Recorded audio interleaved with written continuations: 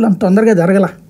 మనం చూస్తే యాజిటేషన్స్ పెద్దగా ఒక పవన్ కళ్యాణ్ పిలుపునిచ్చినటువంటిది అదేది దాని పేరేంటి భవన నిర్మాణ కార్మికులకు సంబంధించిన కొరత టైంలో అది తప్పించి అది పెద్దగా పబ్లిక్లోకి వెళ్ళింది కాదు. అది మామూలుగా జరిగినటువంటి ఇష్యూని ఇట్లా ప్రత్యేకించి 3 పిలుపులు ఇచ్చి చేయడం అన్నటువంటిది చాలా తొందరగా చేస్తున్నట్టు.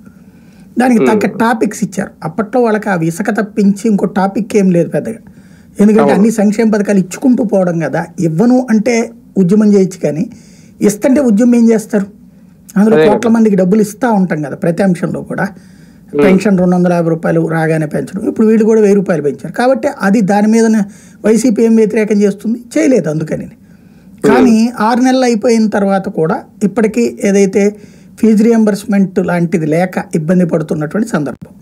ఒకటి ఫీజు రియంబర్స్మెంట్ అనేటటువంటి దాంట్లో ప్రభుత్వాల అధికారంలోకి వచ్చే వాళ్ళ ఫీలింగ్ ఎట్లా అయిపోయిందంటే అది అనవసరంగా భారం పడిపోతుంది అన్నటువంటి ఫీలింగ్ పడిపోతున్నారు.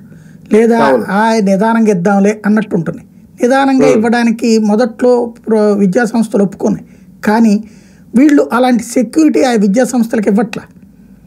వీళ్ళు ఏం చేస్తున్నారు? ఆ విద్యా సంస్థలు అడగకపోతే గట్టిగా డిమాండ్ చేయకపోతే పట్టించుకోవట్లేదు. వాళ్ళు మాత్రం వీళ్ళతో ఏం గొడవలు పెట్టుకుంటారు. కాబట్టి వాళ్ళు ఏం చేస్తున్నారు? వాళ్ళ దగ్గరకు వచ్చి స్టూడెంట్ మీద ప్రెషర్ పెడుతున్నారు. నువ్వు నాకు ఫీజు కడితే చదువు, లేదా మానేసి, లేదా ఫీజు రియంబర్స్మెంట్ పేరుతో జాయిన్ అయినటువంటి వాడు ఫీజు కడితేనే హాల్ టికెట్ ఇస్తాం.